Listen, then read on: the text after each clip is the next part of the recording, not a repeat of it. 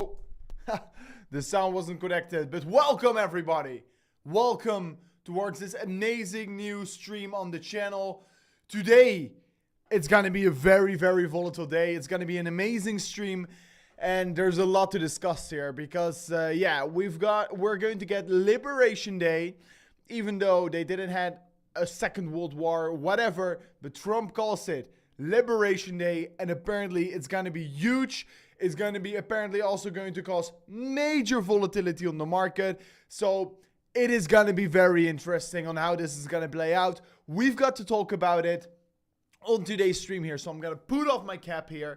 It's a very interesting one. So I'm going to place it right here. Make America great again. And let me dive in towards a first few charts here. So first of all, guys, welcome to the stream. Absolutely amazing that I can see you guys joining into the stream right now here. Absolute pleasure. If we're looking at the market, I mean, let me go straight away in it. I mean, actually, before I'm going to dive in towards the market, I quickly want to discuss some very important key things here before we start to dive in towards some charts, right? So today we're going to be looking, obviously, at the live speech of Donald Trump about all the tariffs he's going to be announcing, because he stated that he's going to announce a lot of tariffs. But Bitcoin is literally on the edge of having a major breakout. I mean, if we're looking at Bitcoin right now, we're literally at the point of a potential major break of this downward sloping resistance line. And it looks very interesting. So we're about to get this major announcement from Donald Trump about tariffs and what potentially could crash the markets, while Bitcoin is sitting, of course, at a very important point in the market. So yeah, while all this is happening, we got a lot of news today here regarding to Russia, regarding to the trade war in general. But first of all, to quickly explain it for the people that don't know it, these tariffs that Donald Trump is putting on Europe and Canada, all these countries, he's putting them there because Canada and European Union, they're all putting tariffs also in the United States here. And what Donald Trump wants here is that basically everyone has zero. At least that is what the expectation is going to be here. And of course, that would also be an extremely bullish scenario. I mean, the markets crash then. And of course, maybe he has accumulated. I mean, he has accumulated significantly, especially if we're going to talk about Ethereum. I'm going to talk about it exactly in today's video. But that is going to be very interesting. So early today, we got some news that the United States of America is right now imposing new sanctions on Russia, which is going to be quite exciting. And I mean, all this we will be hearing today on the speech of Donald Trump here. So that is going to be absolutely interesting. So a lot of stuff happening right now here with also China restricting companies to invest in the United States of America. But basically, these are all the big stories besides Jeff Bezos, the CEO of Amazon, likely to be buying TikTok. So yeah, that is quite interesting. It's of course not crypto related, but I thought it was quite funny. Then also we're hearing a lot of things that, Musk is probably going to step away from the federal government and his functions over there. That is, of course, going to be quite interesting. But he's likely going to step down as a federal worker. So that is actually quite interesting. But let me right now dive in towards some charts here, because Bitcoin has actually been quite strong here, right?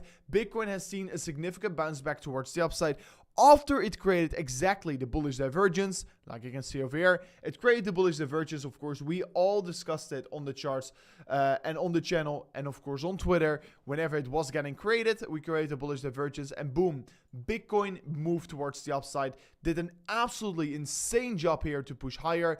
And now Bitcoin is retesting the major downward sloping resistance line on the top side right here. And honestly, today is gonna be make or break.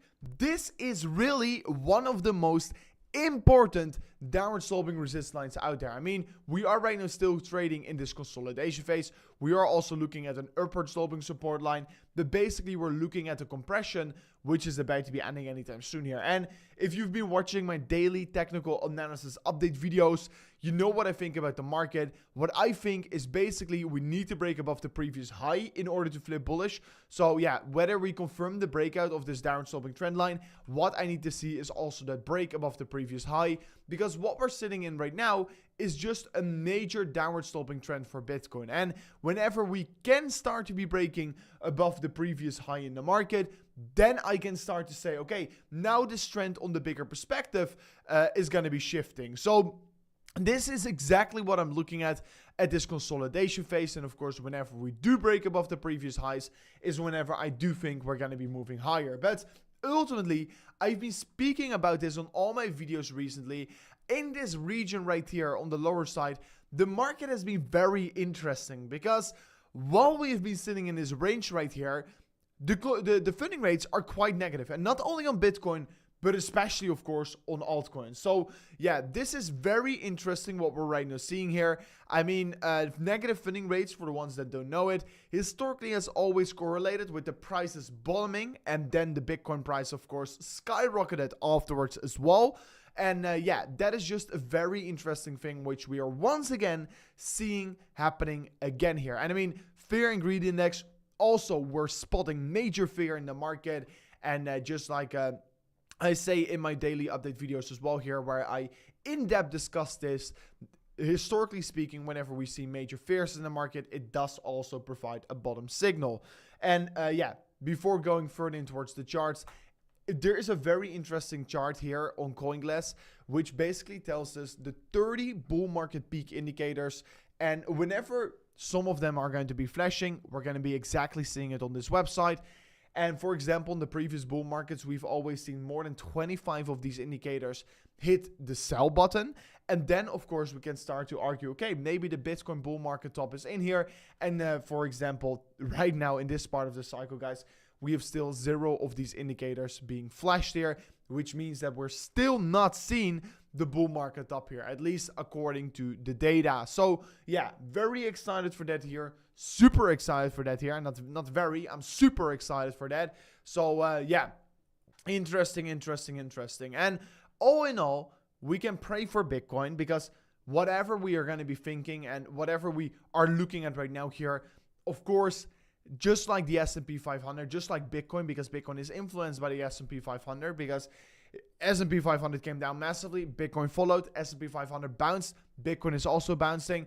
And of course, with the speech, which is upcoming in exactly 22 minutes from now on, which we will be watching all live in this live stream altogether, guys, is going to be having just a massive effect on the entire market, because that all the things he's going to say about tariffs, or maybe he's going to say it like, oh, we worked out to deal with Canada, or we worked out to deal with Europe. Like, all these things here could be very important, because if apparently like a few tariffs that first of all were expected to come now are not going to come, it is probably going to pump the markets. But also vice versa, if he's going to be implementing way more tariffs than expected, it's probably going to be crashing the market. So yeah, major volatility is just expected, and we're going to be all watching it together in this live stream. So it's going to be very, very exciting. It's going to be interesting. And I mean, I can be looking at this downward sloping trend line, but all in all, we just have to wait and see how it's going to be playing out, on whether what Donald Trump is, of course, going to be saying here, right? But anyways, we are starting to see the trend getting broken. And if I'm purely looking at technical analysis, if we do, however, break this downward sloping trend line, which has been ongoing for quite a while here, to be exact, we've been trading in a downtrend on the daily time frame for over 72 days right now here, which is a very long streak here. And sorry, I was just checking some news here, which is a very long streak here. And of course, that if we can break this, it could be ultimately very bullish for Bitcoin. So ultimately, I've been talking about it. I really want to be seeing the break above the range high. If I want to be seeing Bitcoin flip bullish on the weekly time frame, we're still sitting at the legendary support line, which is a very interesting level. I've been looking at for a very long time here, and I've always stated whenever we do break below this level, I think we're going to be going lower. And whenever I said we are going to go lower, I've always stated towards this level, which is the next major level of support in my opinion, which is going to be the low 70,000 US dollars. And I've already set up some couple buy orders on Bitcoin around this range as well here, because I do believe ultimately that range is a very great range to accumulate even bigger positions in the market. Then Bitcoin on the 3-day time frame is still creating somewhat of a falling wedge pattern. And of course, if we're looking at the hash ribbons, it is also flashing us a buy signal. And if I'm going to be putting vertical lines on every single time whenever we got such kind of a buy signal, guys, I think the most of the ones that are watching my videos already know it, but I'm going to be doing it for the purpose of you guys out there right now here. Every single time whenever we get such kind of a buy signal, sorry, over here, it historically always have meant the market goes up here. So that is just a very great thing and a signal that is also getting flashed right now. Then let me continue a little bit further. We have started to see once again some more outflows on the spot Bitcoin ETF here. I mean, yesterday was once again a negative day here, which was quite unfortunate to be seeing. But truly, I am hoping that today is going to be a better day here. So yeah, that day that we're going to get tomorrow morning. But yeah, ultimately, I think it's really going to be depending, of course, on what Donald Trump is going to be doing, because he is going to be just heavily influence the market. Then right now, as of this moment of time here, BlackRock owns about $2.3 billion worth of Ethereum. And the man that is about to speak here about tariffs and potentially also the economy is holding 92% of his tokens in Ethereum. So on the Ethereum chain here. So either if it's mental, but it's all on the Ethereum chain here. So apparently Donald Trump is very excited about Ethereum and about the Ethereum chain, and of course about the Ethereum virtual machine here. So that is just a very great thing here, and it shows us that he's quite interested in Ethereum. And honestly, I really think Ethereum is at a very interesting zone here. I mean, Ethereum on the weekly time frame, it is not going to get any cheaper than this here. It's not going to get any cheaper than this. And honestly, we're looking at the legendary support line towards the upside. And yeah, if we're right looking at the daily time frame as well, we are creating a bullish divergence. And for the ones that maybe missed the bullish divergence on Bitcoin, which exactly played out like we predicted, Ethereum is also creating one. And the last time we created one on the daily time frame was all the way back in August, which is yeah, quite a long time ago here. And yeah, it is flashing right now once again here. And honestly, I do take these signals very seriously. And for the ones that are potentially maybe really doubting the market and just purely, why should I still believe in a bull market? I mean, if you believe in the 4-year cycle on Bitcoin, it is always shown us that, like in this case, 2025 should still be bullish. So I am still betting on the 4-year cycle. And of course, like I discussed earlier in this stream here, we are still seeing that the bull market indicators from the peak are not flashed yet here. So it means that we're still in a bull market right now here. So ultimately, that is just very excited. And honestly, guys, by the way, I'm starting to see that slowly more and more people are starting to come in towards the stream. In the meantime, I quickly want to be asking you guys to slap off that like button. We will be watching the Donald Trump speech on the tariffs all live today here. So make sure to stick in the stream, because we're going to watch this and analyze Bitcoin and the cryptocurrency market at the same time here. So yeah, slap all that like button will be highly appreciated. And if you haven't already, subscribe to the channel as well here, because yeah, that will just be also highly appreciated. Further on, I want to be diving in towards a few interesting things here, because Ethereum has seen 4 red months consecutively in a row here. And I mean, the last few times this happened, it has always come back here with a strong rally here. So that is quite exciting in my opinion.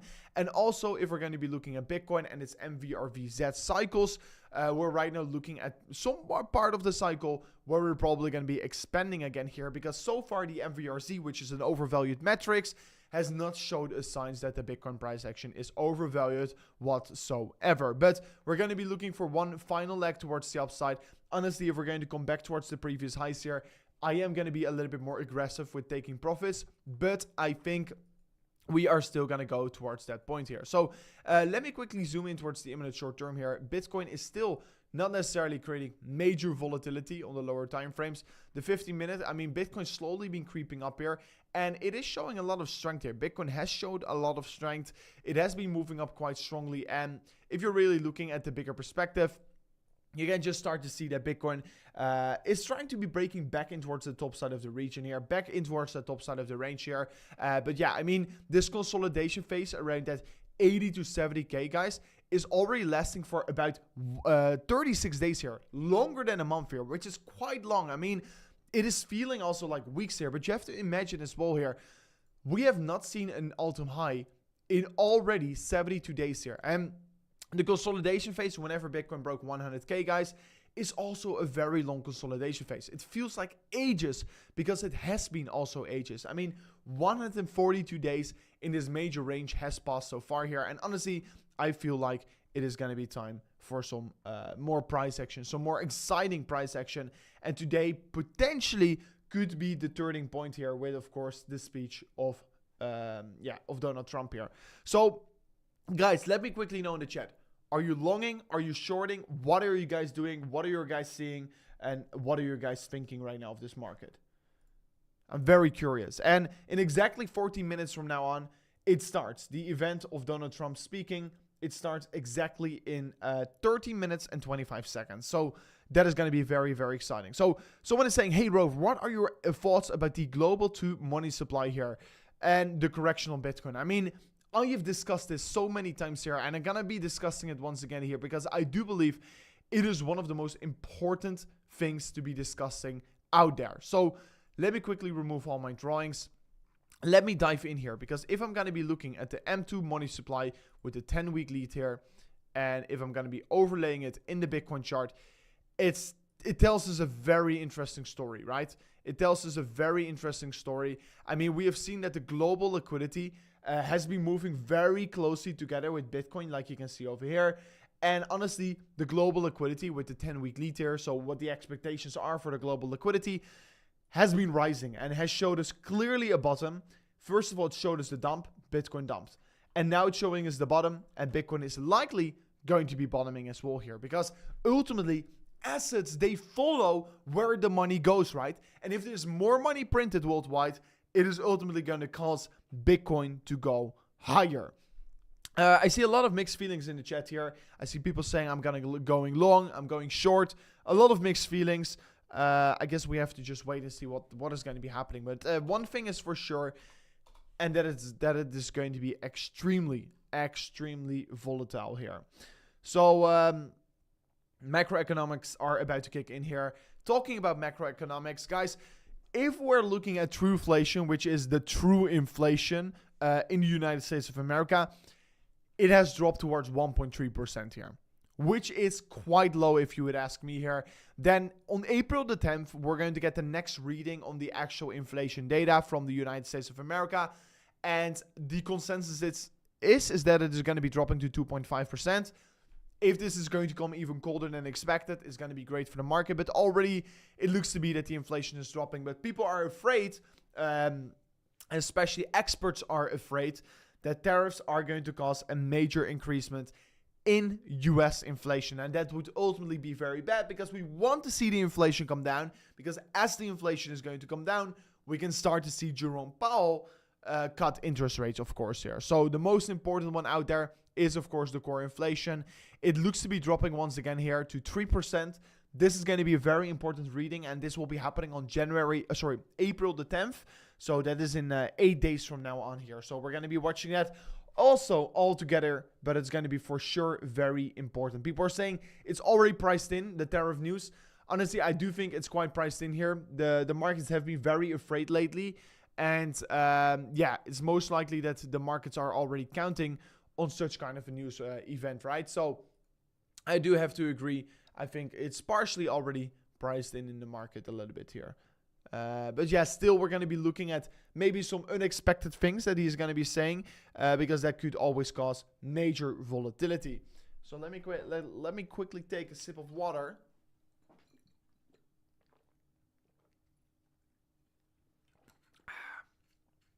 How does tariff news pump the market? I mean, it's very simple. Everyone is expected he is going to be announcing higher tariffs, and if it's then going to be lower, than everyone expected, the market is going to pump here. Because markets, they are forward looking. And they have already priced in all the things that he's likely going to be saying. So that is why it can be pumping in markets. I got a buy order on $73,000. I got multiple buy orders on lower levels with my grid trading bots here. So they're just slowly cashing in some profits for me. When is that announcement, guys? It's going to be happening exactly in 9 minutes and 20 seconds. And we're going to be watching it all together in this live stream. So make sure to just stick in the live stream and you will be seeing it as first of everyone out there. So let's see. Let's see how it's going to be playing out here. Or if it's worse than expected, it crashes hard. Obviously, like it's vice versa in the same way, indeed. Quickly looking at Ethereum. I mean, Ethereum has been at one time stronger than Bitcoin, the other times weaker than Bitcoin. But yeah, hopefully this is the bottom formation we've been waiting for. If we're looking at the daily time frame, I discussed it already in this chart right here. If we're looking at the daily time frame, guys, we're creating that bullish divergence, which is, of course, ultimately super bullish here. And I mean, what I want to be seeing as well here, of course, on the lower time frames, 4-hourly time frame as well, we're creating bullish divergence. But if I'm looking at Ethereum, what we're looking at is just at a major downtrend still. And it's a more parabolic kind of a structure. It's going more and more exponential towards the lower side. So what we want to be seeing on Ethereum is to break this trend here.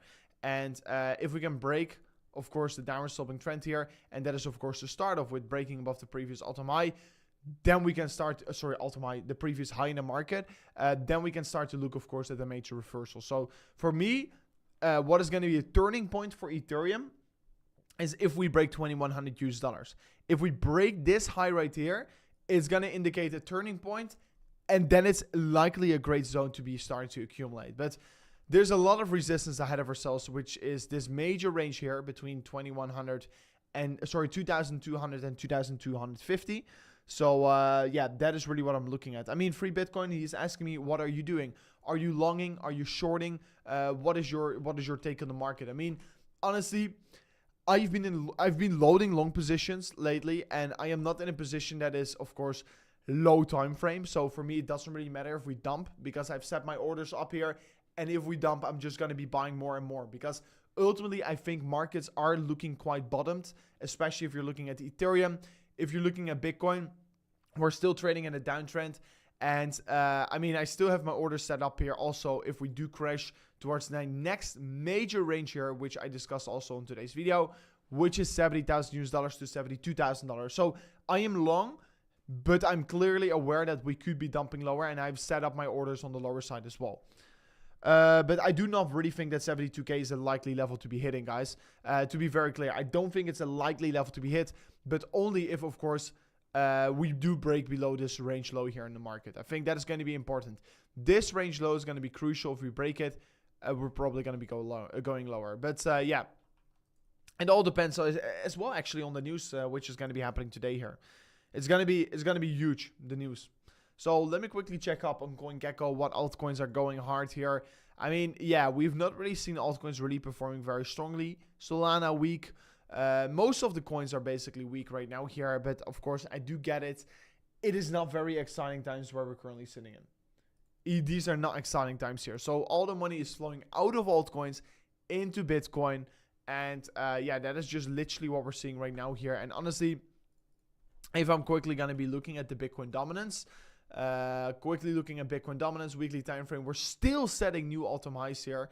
Sorry, not all-time highs, but yearly highs here on the Bitcoin dominance chart here. But ultimately, guys, if we look at the previous cycles, yeah, these are really periods where altcoin season usually does start here. But of course, it goes up and up and up until it doesn't. And of course, if you can catch the reversal, you will make a lot of money. But yeah, apparently, compared to previous cycles, definitely altcoin season has not played out like previous cycles. So yeah, if it would play out right now, around this time, it is definitely much, much different than previous cycles. So also do not expect such major gains on altcoins since, yeah, we've not got any altcoin season whatsoever. So yeah, that is what we're looking at for there. Also the new stablecoins, I mean, even worse because they're losing your value at this moment of time here. So we're exactly 4 minutes out We're 4 minutes out before we're going to get the major tariff announcement, which Trump calls Liberation Day. Liberation Day. Very exciting. And very interesting that he calls it that here. So let me quickly scout if there's some new big news here. Yeah, Liberation Day, guys. Announcement starts in 10 minutes, but this was tweeted 4 minutes ago. From now on, it's exactly 4 minutes out here before we're going to be going in towards the announcement. So, yeah, guys, in the meantime, don't forget to slap up that like button on today's stream here. In 4 minutes, we're going to be watching the US announcement of tariffs called by Donald Trump Liberation Day. So it's going to be exciting, but it will be highly appreciated in the meantime that you can slap up the like button. We're going to be watching Bitcoin. We're going to see how it's going to be reacting. And maybe I'm going to be opening up some trades if I do see a major opportunity emerge here. If there's a very big fundamental shift here. But usually there are not big fundamental shifts here. But of course we do know Canada said that they're of course going to be removing the tariffs if the US does. And I mean, maybe they worked out the deal here. I mean, I do know that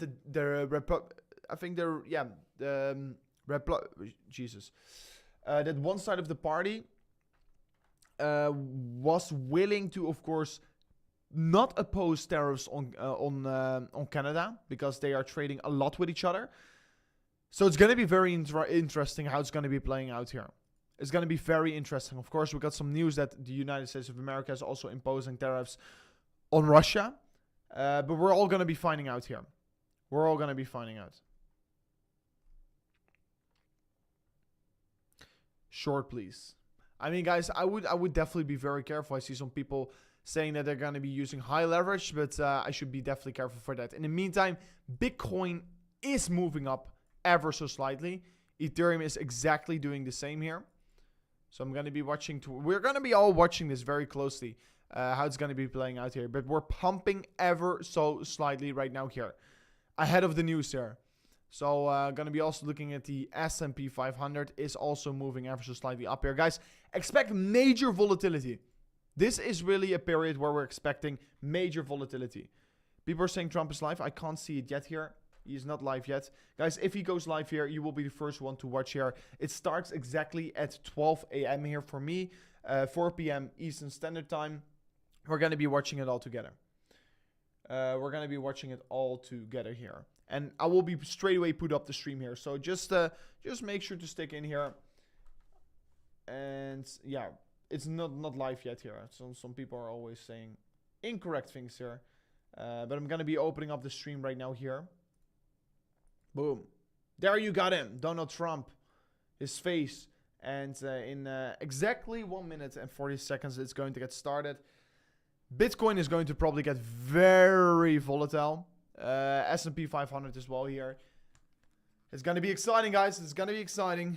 I'm going to put up the headphones. Sometimes it's also like delayed a little bit here. It happens quite a lot on occasions that it is delayed. So hopefully it's not going to be delayed this time.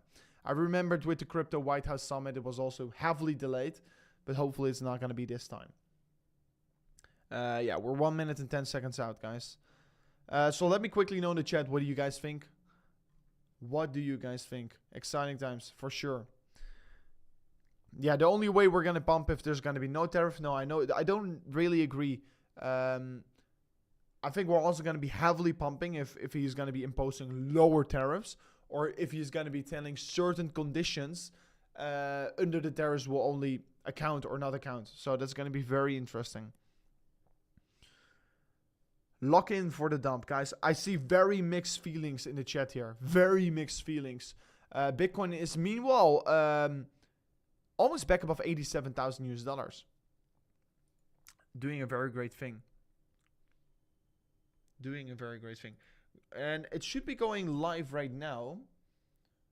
It should start right now here. But of course, when like I told you, sometimes he's a little bit later.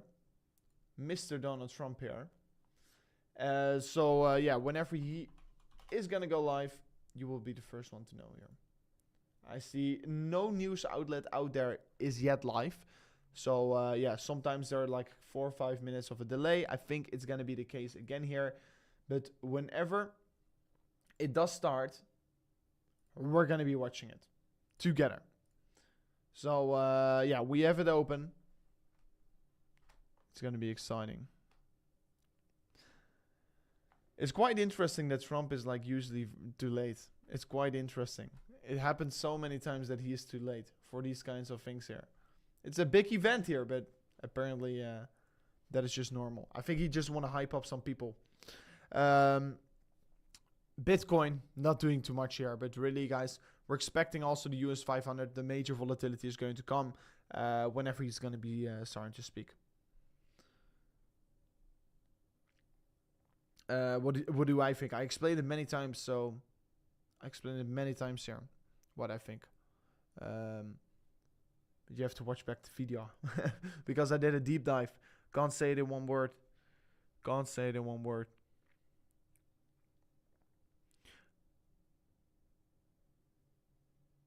Not the S&P 500. I mean, it is the S&P 500. The mic, guys, the mic is okay. I'm checking my audio all the time right now. It's amazing to see so much support. Thank you for that. Yeah, we're just still waiting. And for the ones that don't know it, what we're currently looking at for Bitcoin, if we're going to get any positive news, if we can break outside of this range, guys, this is what we're looking at. If we can break outside of this range, we're going to be looking extremely bullish for Bitcoin. So we're going to be closely watching to that. It's going to be very important because if we break above this previous range high in the market, it's basically going to be flipping around the entire structure of this trend right here we got here. This major downtrend. So, yeah, it's going to be crucial to be watching this if we're going to get any positive news. And Bitcoin is going to be pumping higher. This is going to be a crucial level to be watching because I do expect it's going to be a major level of resistance. So Bitcoin, yeah, it's coming down once again, ever so slightly, but nothing to really worry about, to be honest. Someone is asking, do you got a new haircut? I've got this haircut already for a very long time right now. Very long time. Kramer was bearish today. Okay, then we must be going up. Then we must be going up.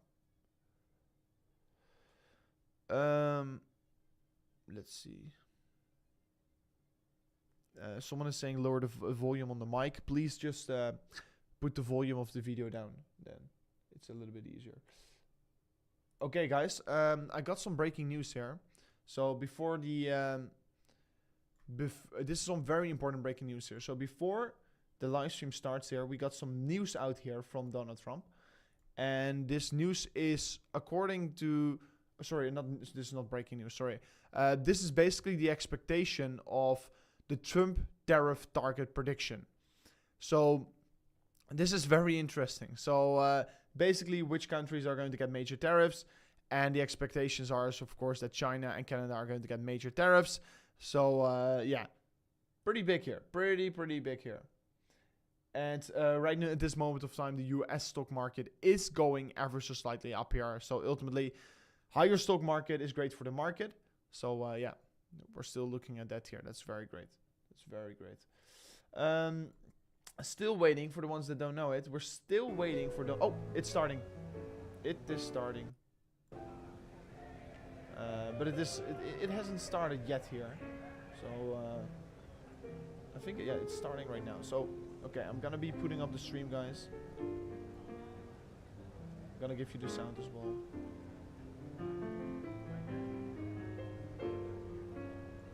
Nothing too special happening at this moment of time. They're just waiting. They're just waiting. There's a Liberation Day thing or so. No, I don't have any. I don't really care about copywriting. I don't really care about copyright. I guess we're still waiting before Trump is going to be really speaking. I think it's like maybe 1 minute. Maybe it's exactly 5 minutes late here. It makes a lot of sense, right?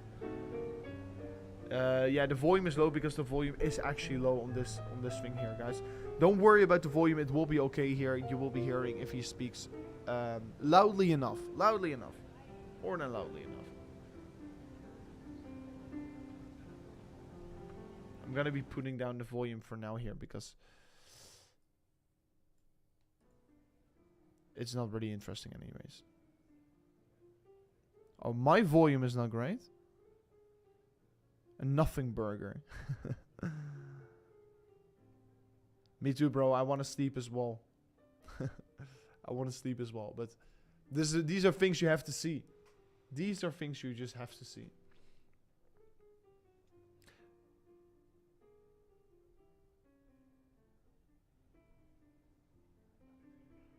He didn't announce. No, he has not announced anything yet. We're still waiting. Still waiting. A nothing burger so far.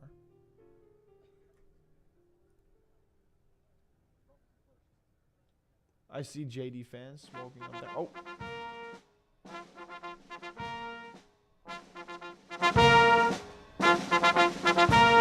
It's starting.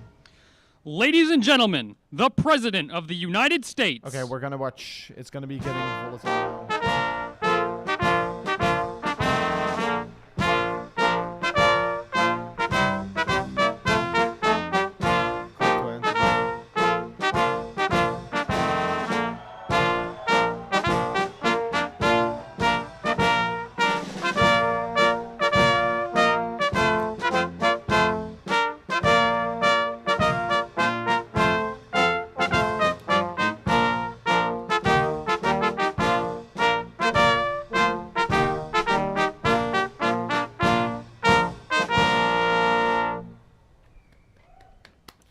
The official crypto anthem. There is Donald Trump. Whatever he's gonna say is gonna be important. So let's watch.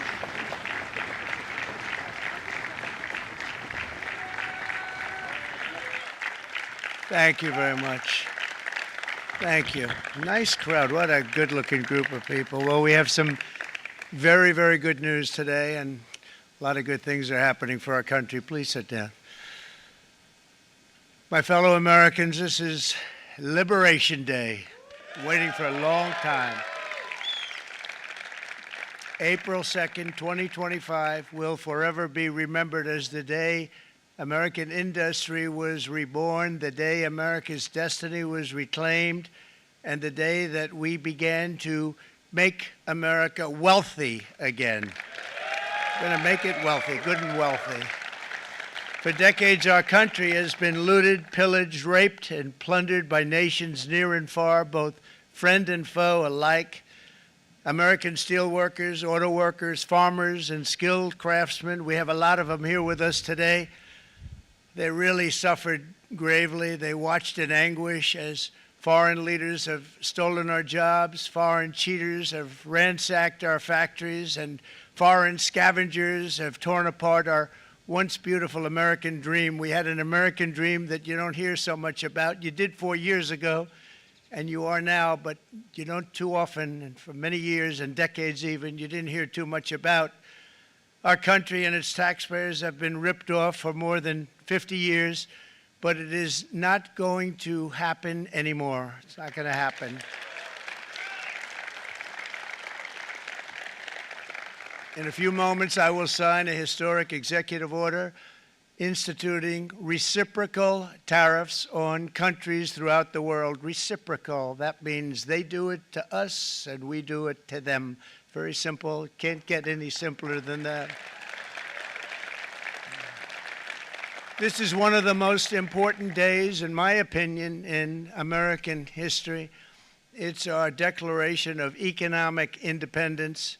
For years, hardworking American citizens were forced to sit on the sidelines as other nations got rich and powerful, much of it at our expense. But now it's our turn to prosper, and in so doing, use trillions and trillions of dollars to reduce our taxes and pay down our national debt, and it'll all happen very quickly. With today's action, we are finally going to be able to make America great again, greater than ever before.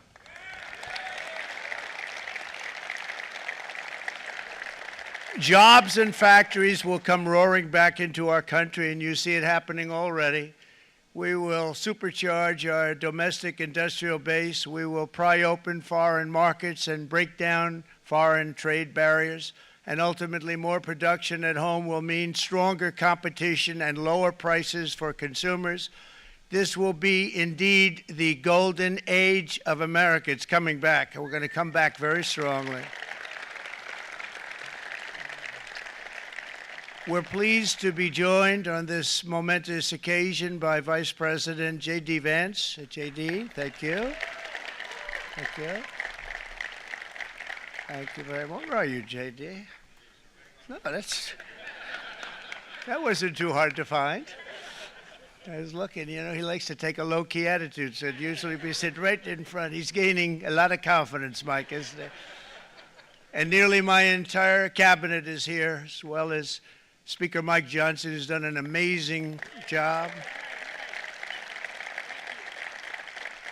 And with the great success we had last night in Florida, we have a majority of 7, and 7's like a lot when we had it at 1, right?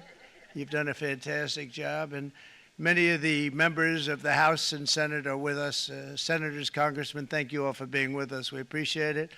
For decades, the United States slashed our trade barriers on other countries, while those nations placed massive tariffs on our products and created outrageous non-monetary barriers to decimate our industries. And in many cases, the non-monetary barriers were worse than the monetary ones. They manipulated their currencies, subsidized their exports, stole our intellectual property, imposed exorbitant VAT taxes to disadvantage our products, adopted unfair rules and technical standards, and created filthy pollution havens. They were absolutely filthy, but they always came to us and they said, we're violating, we should pay for it. It's all detailed in a very big report by the U.S. Trade Representative on foreign trade barriers, and I'll just hold it up for you. It's available, and you don't have to pay too much. As I understand it, you'll pay nothing. It's a lot of work for something, actually, because it's a special book. It's very, frankly, it's very upsetting when you read it, when you see what people have been doing to us for 30 years. This all happened with no response from the United States of America, none whatsoever. But those days are over. Let me offer just a few examples of the vicious attacks our workers have faced for so many years. The United States charges other countries only a 2.4 tariff on motorcycles. Meanwhile, Thailand and others are charging much higher prices, like 60%. India charges 70%. Vietnam charges 75%, and others are even higher than that. Likewise, until today, the United States has for decades charged a 2.5 tariff. Think of that, 2.5% on foreign-made automobiles. The European Union charges us more than 10% tariffs, and they have 20% VATs, much, much higher. India charges 70%, and perhaps worst of all are the non-monetary restrictions imposed by South Korea, Japan, and very many other nations. As a result of these colossal trade barriers, 81% of the cars in South Korea are made in South Korea. 94% of the cars in Japan are made in Japan. Toyota sells 1 million foreign-made automobiles into the United States, and General Motors sells almost none. Ford sells very little. None of our companies are allowed to go into other countries. And I say that, friend and foe, and in many cases, the friend is worse than the foe in terms of trade. But such horrendous imbalances have devastated our industrial base and put our national security at risk. I don't blame these other countries at all for this calamity. I blame former presidents and past leaders who weren't doing their job. They let it happen, and they let it happen to an extent that nobody can even believe. That's why, effective at midnight, we will impose a 25% tariff on all foreign-made automobiles.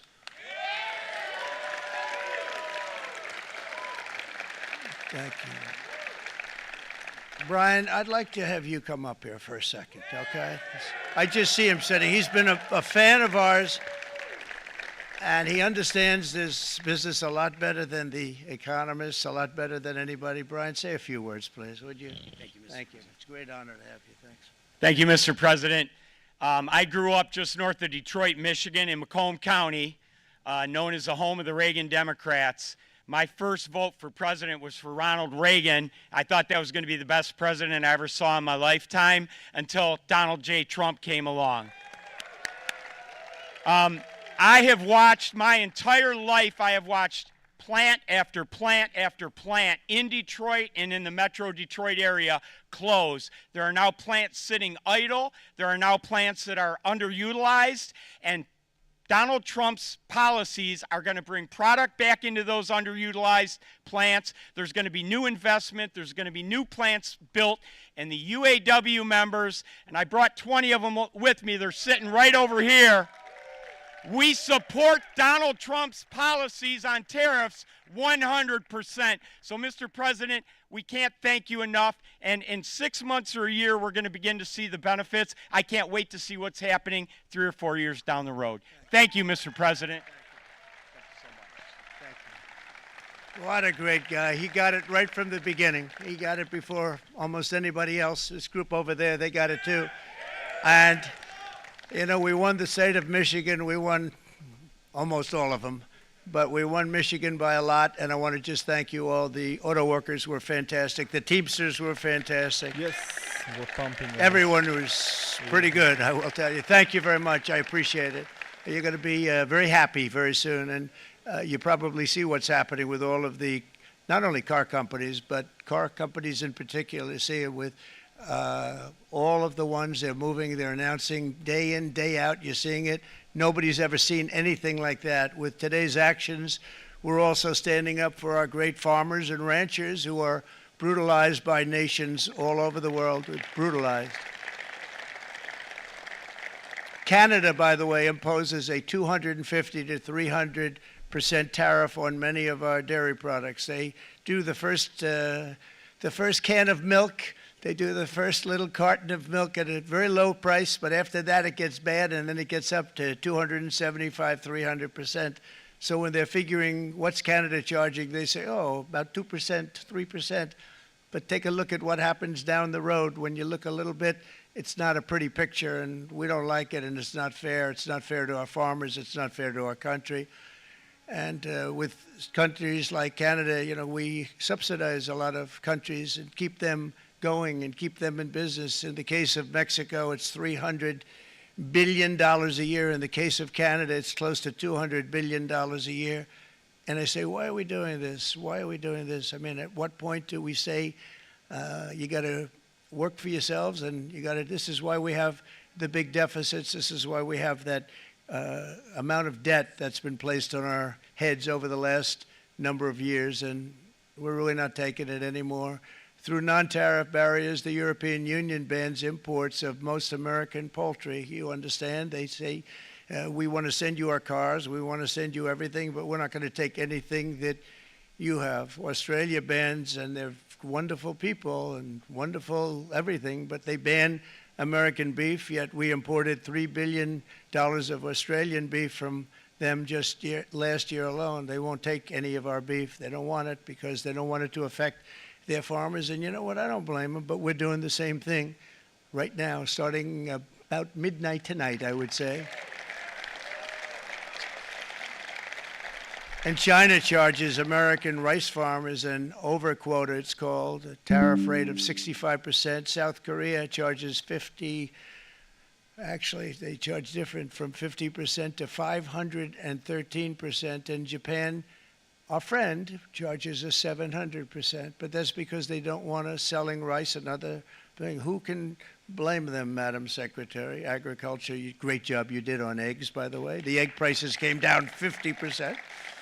You got them down 50%. Once we got involved, they were going through the sky. The egg prices, they were going through the sky, and you did a fantastic job. Now we have lots of eggs, and they're much cheaper, down about 59% now, and they're going down further. We charge 2.8% for so many things that other countries are charging 200%, 300%, and 400% for. If imposing tariffs and protective barriers made nations poor, then every country on earth would be racing to eliminate these policies, and China would be the first on line. They run a very strong country. but they're not first in line, and the American people are paying a very big price. From 1789 to 1913, we were a tariff-backed nation, and the United States was proportionately the wealthiest it has ever been. So wealthy, in fact, that in the 1880s, they established a commission to decide what they were going to do with the vast sums of money they were collecting. We were collecting so much money so fast, we didn't know what to do with it. Isn't that a nice problem to have? What do you think, Marco? Good problem? Marco would love that problem. But we don't have that problem anymore, but we're not going to have it very much longer, I will tell you. But they collected so much money, they actually formed a commission to determine what they were going to do with the money, who they were going to give it to, and how much. Then in 1913, for reasons unknown to mankind, they established the income tax so that citizens, rather than foreign countries, would start paying the money necessary to run our government. Then in 1929, it all came to a very abrupt end with the Great Depression, and it would have never happened if they had stayed with the tariff policy. It would have been a much different story. They tried to bring back tariffs to save our country, but it was gone. It was gone. It was too late. Nothing could have been done. It took years and years to get out of that depression, far longer than even FDR had that office right over there for a long period of time. The ramp system, that's rather intricate, was built because of him, and every time you walk up, you think of him, and he did a great job in many ways, but it lasted long beyond his terms, as you know. But it's not too late any longer, and we're going to start being smart, and we're going to start being very wealthy again. We're going to be wealthy as a country because they've taken so much of our wealth away from us. We're not going to let that happen.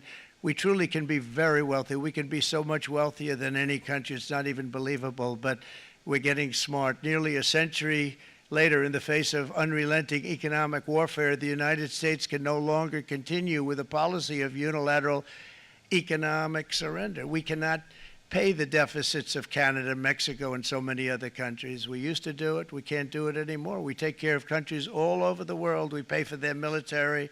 We pay for everything they have to pay, and then when you want to cut back a little bit, they get upset that you're not taking care of them any longer. But we have to take care of our people, and we're going to take care of our people first, and I'm sorry to say that.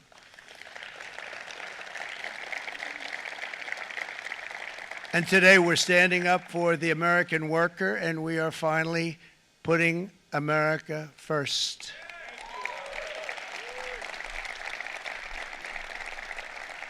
In Sleepy Joe Biden's last year in office, the United States hemorrhaged 100,000 manufacturing jobs, and the number was going through the roof at levels never seen before. And our trade deficit reached a record $1.2 trillion, which is unheard of. Since the beginning of NAFTA, the worst trade deal ever made, it was a horror show. I was able to determine it. They all said you'd never be able to get it out. We had to get approval from Congress to get it terminated. We had to live with that deal. It was the worst trade deal ever made by far. But since the very beginning of NAFTA, our country lost 90,000 factories. Think of what that is, 90,000. Think about putting a map up and putting tax on it. You wouldn't have enough room. 90,000. I said, is that possible? We had it checked 4 different times, and it was actually somewhat higher than that. And 5 million manufacturing jobs were lost while racking up trade deficits of $19 trillion. That was the worst trade deal ever made. As a result of these gigantic losses, foreign nations now own $26 trillion more of American assets than think of this, than the Americans own of their own foreign assets or other foreign assets. The United States can no longer produce enough antibiotics to treat our sick. We have a tremendous problem. We have to go to foreign countries to treat our sick. If anything ever happened from a war standpoint, we wouldn't be able to do it.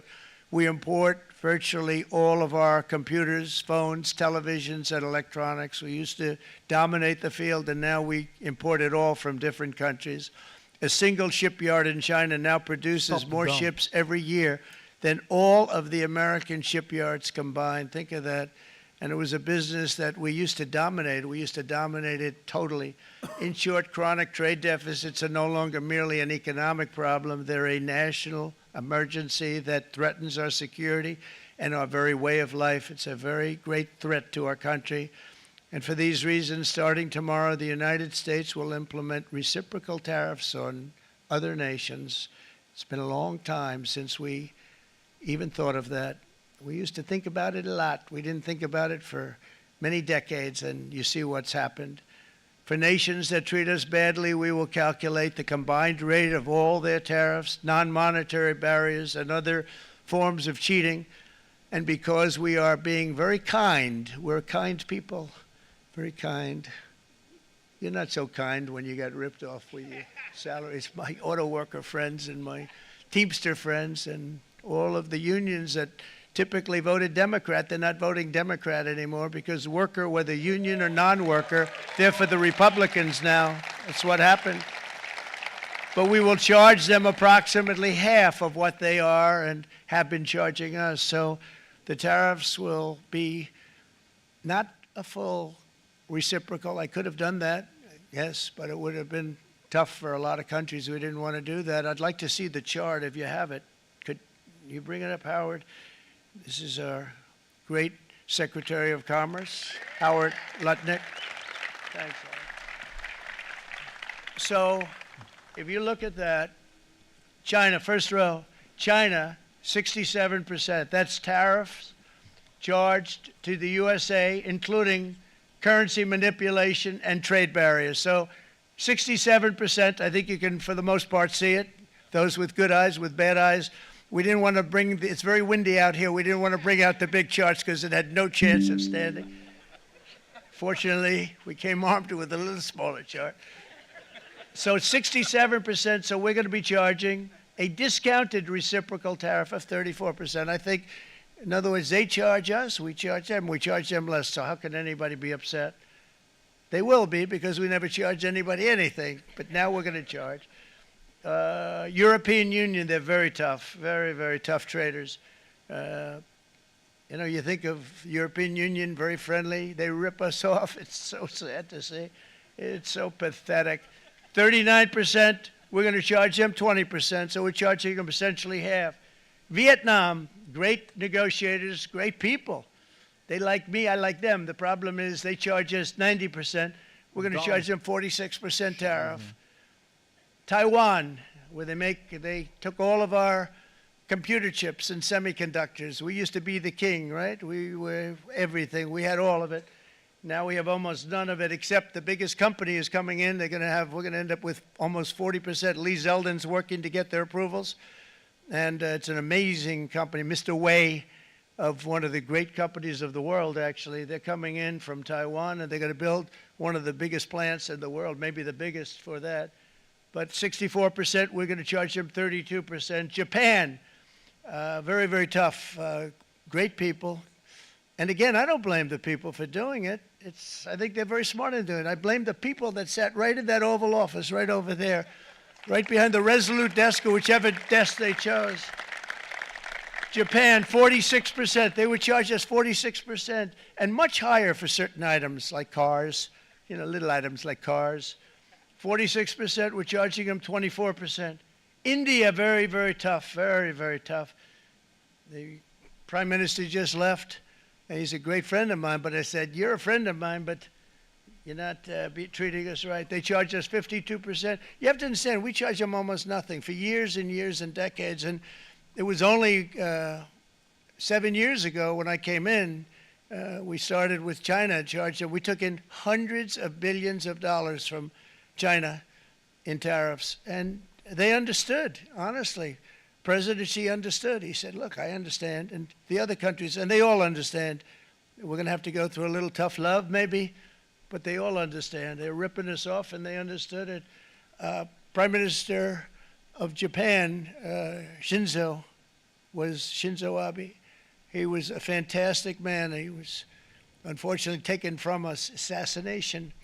But I went to him and I said, Shinzo, we have to do something. A trade is not fair. And he said, I know that, I know that. And he was a great gentleman. He was a fantastic man, but he understood immediately what I was talking about. I said, Shinzo, we have to do something. He said, I know that. And we worked out a deal, and it would have been a much better deal, but frankly, there were many years left on the deal that was made previous to my getting there, but it was something. If you look at Switzerland, 61% to 31%, Indonesia, Malaysia, Cambodia, oh, look at Cambodia, 97%. We're going to bring it down to 49. They made a fortune with the United States of America. United Kingdom, 10%, and we'll go 10%. So we'll do the same thing.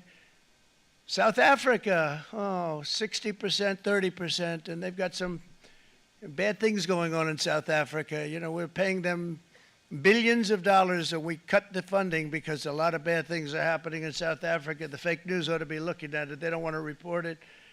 Brazil, 10%, 10%. Bangladesh is 74%. So you see what's going on. Pakistan, 58%. Sri Lanka, 88%. So what we're doing is we're taking not the full, we could take the full 88%. Thanks a lot, Howard. He's doing a very good job. How's he doing, all right? I think you better take it with you. It's not going to last very long. He's going to put it, it's going to follow you down with the wind. I brought a hat just in case it got too windy, but here, would anybody like a hat? I'm not giving it to a cabinet. I'm giving it to the auto workers. Come here.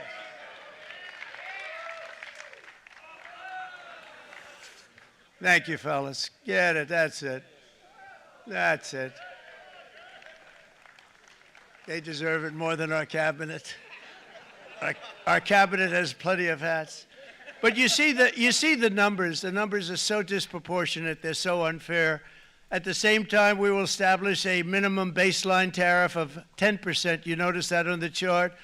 And that'll be on other countries to help rebuild our economy and to prevent cheating. So we're going to have a minimum of cheating, and we're going to be very severe on the people that at the gate that watch the tariffs and watch the product coming in, because there's been a lot of bad things happening at the gate because the money is so enormous that you're talking about. There's never been probably anything like it in terms of the enormity, and there are a lot of bad things happen at the people that do the check-in, and they're looking at 10-year jail sentences if they do play. We're going to treat them so good, but if they cheat, the repercussions are going to be extremely strong.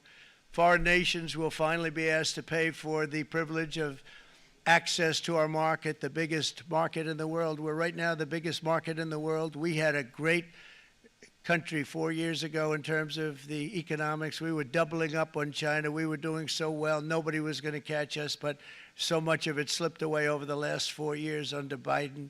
I campaigned on this policy throughout last year, and today that promise was made, and it was also a promise, as you know, that was kept. Promises made, promises kept. To any company that objects to our common sense reciprocal tariffs, again, reciprocal, back and forth, back and forth. And I call this kind reciprocal. This is not full reciprocal. This is kind reciprocal. But what we do is we cut it in half. We charge them. My answer is very simple if they complain. If you want your tariff rate to be zero, then you build your product right here in America, because there is no tariff if you build your plant, your product in America. And we've seen companies coming in like we've never seen before. Likewise to all of the foreign presidents, prime ministers, kings, queens, ambassadors, and everyone else who will soon be calling to ask for exemptions from these tariffs. I say, terminate your own tariffs, drop your barriers, don't manipulate your currencies. They manipulate their currencies like nobody can even believe, which is a bad, bad thing and very devastating to us. And start buying tens of billions of dollars of American goods. Tariffs give our country protection against those that would do us economic harm. And many people were looking to do us economic harm. Maybe not so obviously, but they were doing tremendous economic harm. But even more importantly, they will give us growth. These tariffs are going to give us growth like you haven't seen before. And it'll be something very special to watch. I am so looking forward. And Brian, it's going to happen even faster than you said. You know, you might say, but it's already started. It's already started. Work's already begun on plants all around the country, and you see that as before. These are big, rich companies. We have $61 billion started on a big plant going up. It's going to be announced over the next 2 days, and they already started work. Many of these the biggest companies in the world, they've committed to build, build, build. We're going to build, build, build, sir. And they came here to see me, and they wanted to know if they could have a press conference. I do as many as I can. I'm pretty busy trying to stop Russia and Ukraine and the Middle East. We got to stop that. We got to stop the Houthis, which we're making tremendous. They like shooting ships down and out of the water, sinking ships. They get a kick out of it, but they're not getting such a kick out of it now, are they, Mr. Secretary? They're not getting such a kick out of that now.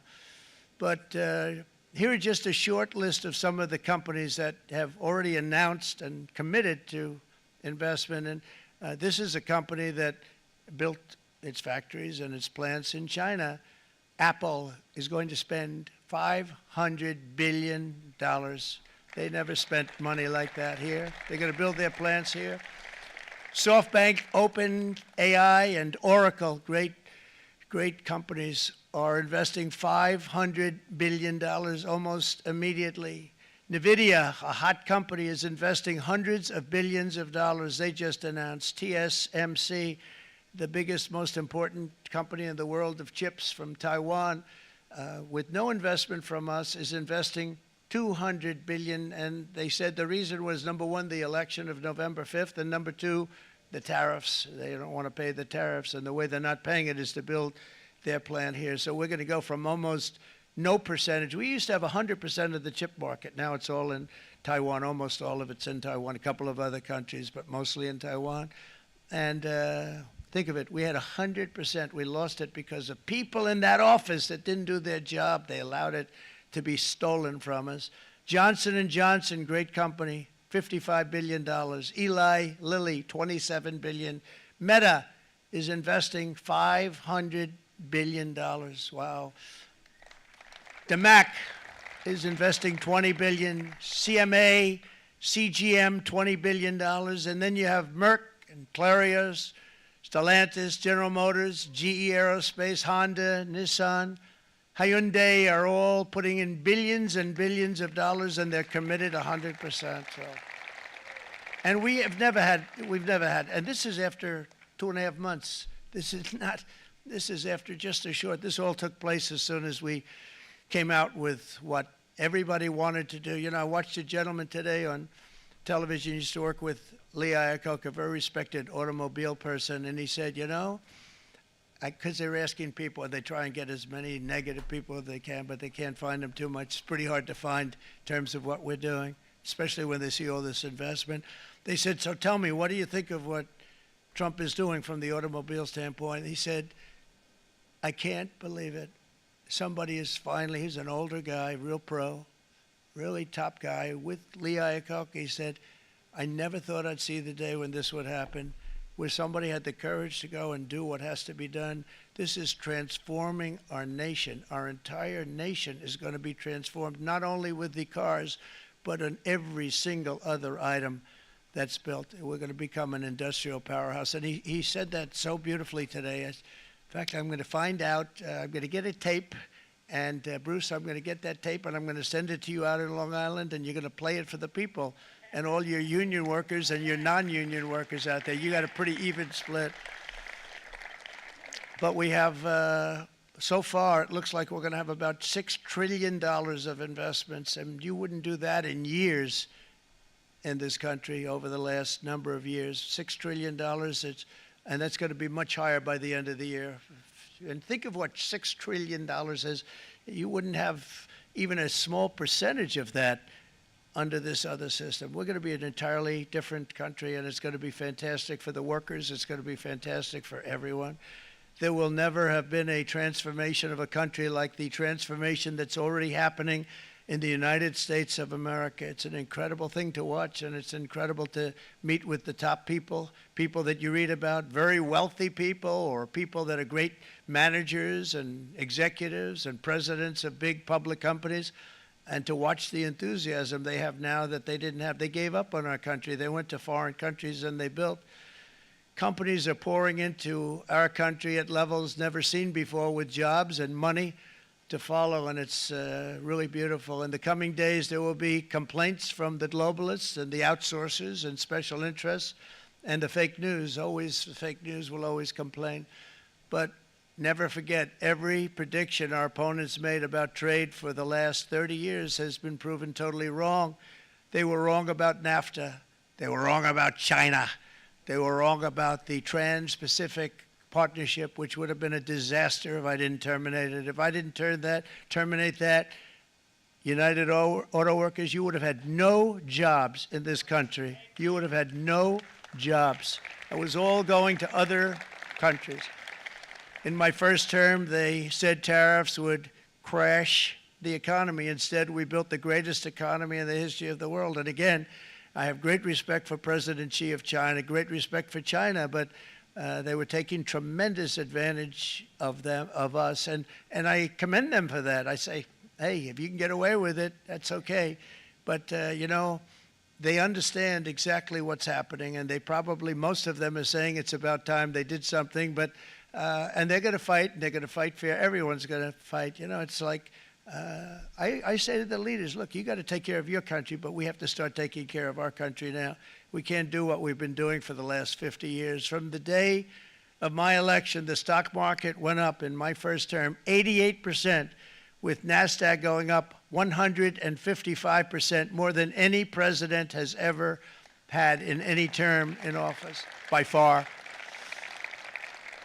And I think we're going to blow that away, and maybe the numbers won't show, but I think they're going to show much better than even those numbers. But what you're going to see is you're going to see activity, that empty, dead sites, factories that are falling down.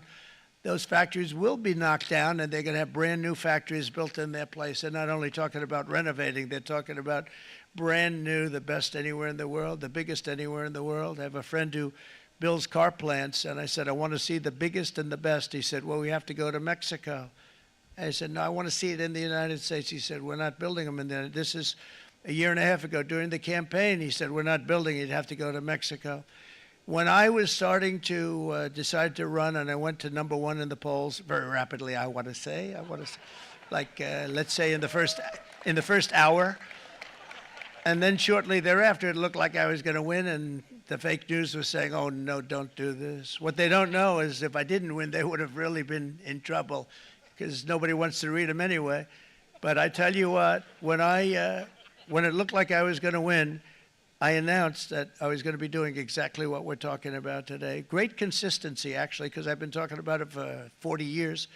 But because I saw what was happening 40 years ago. If you look at my old speeches when I was young, very handsome, my old speeches, and that people would say, I'd be on a television show, I'd be talking about how we were being ripped off by these countries. I mean, nothing changes very much. The only thing that changed were the countries, but nothing really changes. But you know, it's why it's such an honor. It's such an honor to be finally able to do this. If you look at China, I took in hundreds of billions of dollars in my term, hundreds of billions. They never paid 10 cents to any other president, and yet they paid hundreds of billions, so much so that Biden couldn't do anything. They wanted to try and terminate it because he had a very special relationship with China. You know what the relationship was? He had a special relationship. But the numbers were so big, that they couldn't do it.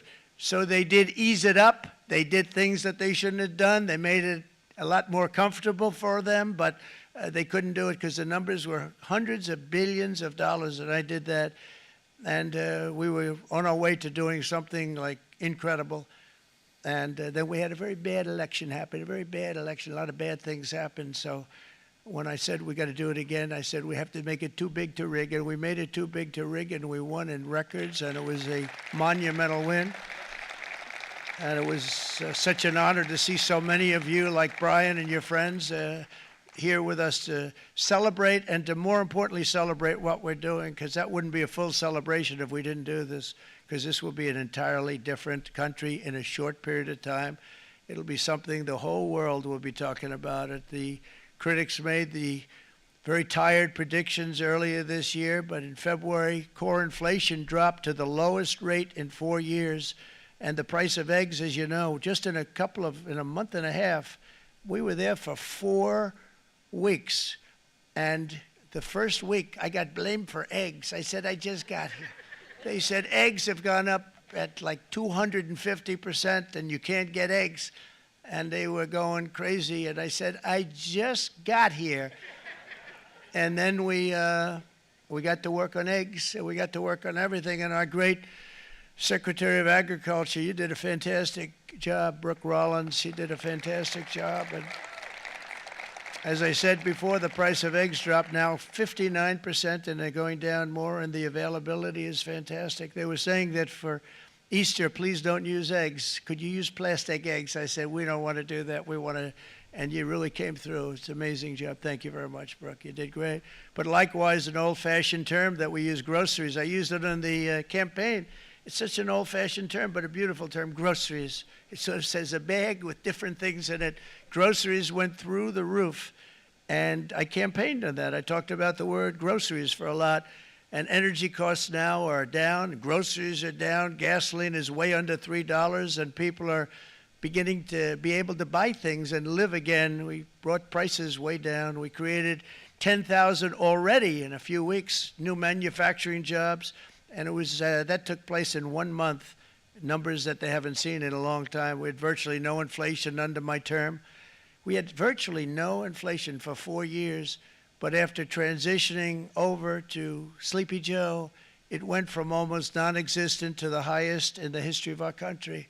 They're the highest inflation in the history of our country, brought up by energy and bad spending and bad policy, and a lot of bad things happened. How about allowing millions and millions and millions of people to pour into our country with open borders, where it's so sad to see even now. And I see our great secretary you have done. Stand up, please, Christy. Stand up. Christy Noem. And Tom Homan. These people are doing a great job, but gotten them out in records. We have problems with judges that don't want them to go out. They want Tren de Aragua, and they want MS-13, the most vicious gangs ever. Nobody's ever seen anything like it. Absolute killer gangs. They kill people. They don't even think about it. And we put them out, and we have judges now, radical left judges that they don't want them to go out. They want them to even be brought back. Let's bring them back. You've done a fantastic job, and please thank everybody. Homeland Security, thank everybody. Appreciate it. And we now have a border that's the best border that we've ever had, even better than it was my first term. My first term we did good, but this one we really specialized in. We've done really well. And we had records then. We had the best, safest border. 4 years ago, we had the best border there ever was. And now we have, you've actually matched it and done even better. And we're going to get it down the right way. And we want people, by the way, to come into our country, but we want to come in through a legal process. We want them to come in legally. We need more people. We need people to run these plants and to help the auto workers and the Teamsters and the non-union people and everybody else. But we need people and the farmers. And we're going to let people come in, but they want to come in. We want them to come in legally. They have to have the capability of loving our country, not people that hate our country. We don't want them in our country. And now we're going to pass the largest tax cuts in American history, and that's where we're relying on Mike and John Thune. And we will not cut Social Security, Medicare, or Medicaid benefits, and the Democrats will, because if they got in, the entire economy would collapse. This country was heading for a collapse under the people that you saw. They were horrible. I think one of the reasons people like the job, I have my highest approval ratings because I think they're comparing me to the worst administration in the history of our country, so I appreciate that at least. But Speaker of the House Mike Johnson and Senate Majority Leader, appreciate it, Mike, John Thune have been fantastic, by the way. But they've been working tirelessly on taking the next step to pass the plan for our one big, beautiful bill. I'd like to name it that if you can. One big, I made that statement about 6 months ago, and everybody calls it one big, beautiful bill. And it will be that. It'll have everything, the big tax cuts and every incentive there is. And it'll be fantastic. And by the way, for the cars, we're asking for an interest deduction on a loan. So if you build the car, only in America we do it, Brian. If the car's not built in America, you don't get the interest rate deduction. But if you build the car in America, if you buy a car, if it's built in America, then you get an interest rate deduction, tax deduction, and that's a big thing. That's going to be a big thing. I think that's going to pay for itself very quickly, that deduction. Never happened. We've never had anything like that before. Somebody said, where do you get the idea? Because it's so basic. You would think that would have happened a long time ago. It never did, and I'm very happy it didn't, because now I can say that was my idea. But we're going to get us closer to the debt extension. We have to get the debt extension passed, and I know you're going to be able to do that, Mike, and it's very important that you do that. And all of the other things that the Senate budget plan gives us, along with working, because I know they're working together, John and Mike, and the two bills are going very well together. We need to get our shared priorities done, including certain permanent tax cuts. We want the tax cuts to be permanent, spending cuts, energy and historic investments in defense, border, and so much more. We're covering everything. These will be phenomenal. There'll be no bill like this going to straighten. One bill is going to straighten out our country for many, many years to come. And we said, let's just do it and let's get it done. And some guys will love it and some guys will like it a little bit less because they're not getting what they were exactly looking for, but they're getting a lot. They'll never, if we get this done, it'll be the most incredible bill ever passed in the history of our Congress and Senate and congressmen, the senators and the congressmen, many of whom are here today, will be very proud of themselves. I really believe that. It's going to set us on a whole new prosperous path. We're going to cut spending and right-size the budget back to where it should be. We're going to do that very strongly. Thank you, Rick. Thank you. John, thank you. Oh, look at all of our senators over there. Oh, boy. That's a nice group of people. But I won't like them so much if they don't get this bill done. That's a great group. And Congressman, thank you very much. I appreciate it. Tremendous people. The Senate plan is my complete and total support. And the House plan, likewise, is very similar. They're moving along pretty much at the same clip. And as soon as you're ready, you'll show it to me. And I'm sure it'll have my support, Mike. Every Republican congressman and senator must unify. We have to unify. We can't be separated. We have to get it done. We have to get absolutely everything we can, and we have to take care of the American people. That's the only thing that matters. We have to take care of the American people first. We need to pass this bill immediately, get it done, including debt extension. From this day on, we're not going to let anyone tell us that American workers and families cannot have the future that they deserve.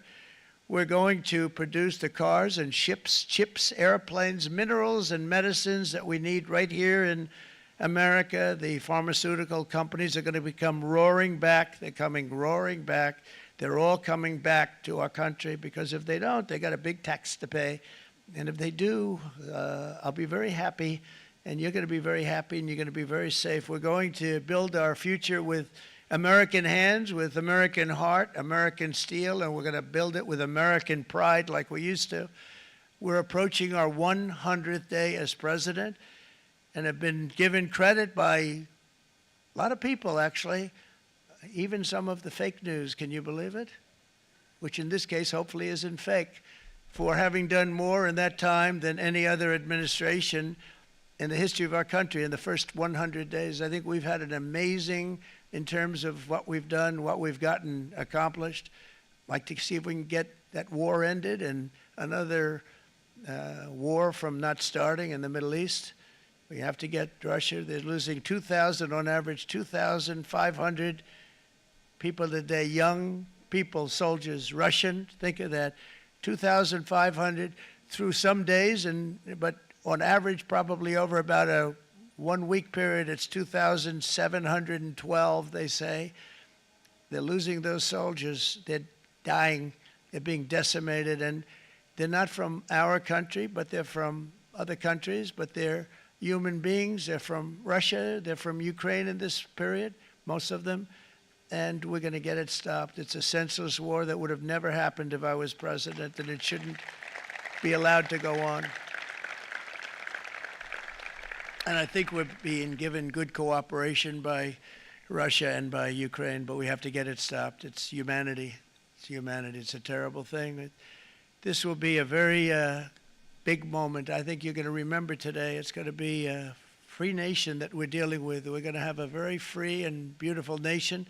It's going to be Liberation Day in America, and it's going to be a day that hopefully you're going to look back in years to come and you're going to say, you know, he was right. This has turned out to be one of the most important days in the history of our country. God bless you and God bless America. Thank you, everybody. Thank you very much. Thank you. Thank you very much. Well, that was it, I guess. Interesting price action. I'm gonna quickly, because it's really ending right now. Interesting price action. I mean, well, you've seen the market going up, going down, but ultimately, I'm gonna give some reflections on what I really think about it. I think it's over. Let me quickly check. Yeah, he's just. Oh.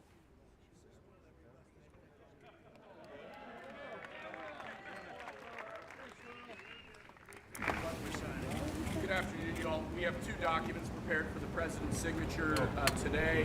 One closes what's referred to as the de minimis loophole with respect to imports from the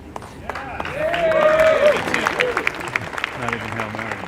The other is the big one, is the reciprocal tariff executive order that the president just spoke about at length. This is obviously a huge deal, and it's been an honor to be a part of your team getting this out.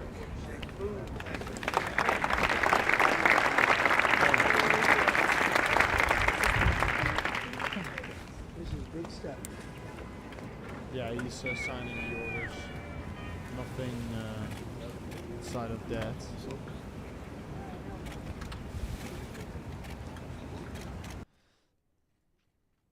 Yeah, but honestly, like, ultimately, I think it's gonna be great for the market, because the expectation is that many countries will be dropping their tariffs, and out of response, the US will also drop their tariffs. And ultimately, that will cause, of course, the prices to surge eventually. But of course, we have to just wait and see how it's going to be exactly developing. But yeah, I mean, the markets all fell down here. First of all, came up, fell down. Ethereum is holding strong here compared to Bitcoin and ETH. But yeah. Not all too much. We saw a slightly pumping up. Thank you.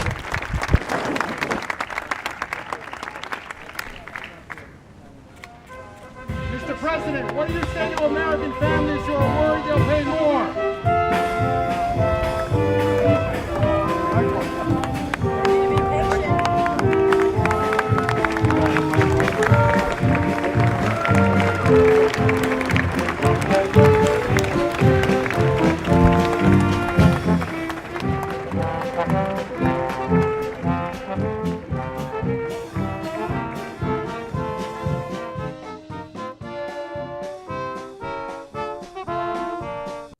Yeah, okay. So it's pretty much over. Basically, key takeaways here, of course, all the things we actually already knew here, besides then the list of tariffs, guys, what he is going to be implementing. It is going to be big, it's going to be huge, but honestly, I'm looking forward towards how it's going to be playing out here. Are, like, the European Union, are all these, like, Japan, all these other nations, are they going to be right now lowering the tariffs? And then, of course, the US will do the same. That is, of course, the situation we're hoping to see right now. That is the situation we hope to see. And if that happens, it ultimately is going to be great for the markets. But yeah, this is basically what happened. It wasn't all too special here. I mean, he pumped the market, then dumped it. He said a lot of things we actually already knew here. And yeah, that was it basically. That was the liberation day for the United States of America. The Bitcoin pump and dump here. And let me check. We are still not breaking above the downward sloping trend line. That is quite unfortunate. But anyways, yeah, that happened. That just happened. But I'm actually very tired, guys. I'm really going to be heading for bed right now here. It's been a long stream for me as well. It's been a long night, especially since I was already up late. So, yeah, We discussed all the most important things here. In tomorrow's update video, I'm gonna be breaking down a little bit more in depth about, okay, what really happens. And yeah, so don't forget to subscribe to the channel, will be highly appreciated. Slap that like button on the stream, will be also appreciated. And then I will see you guys back again tomorrow on another update video. Peace out, goodbye.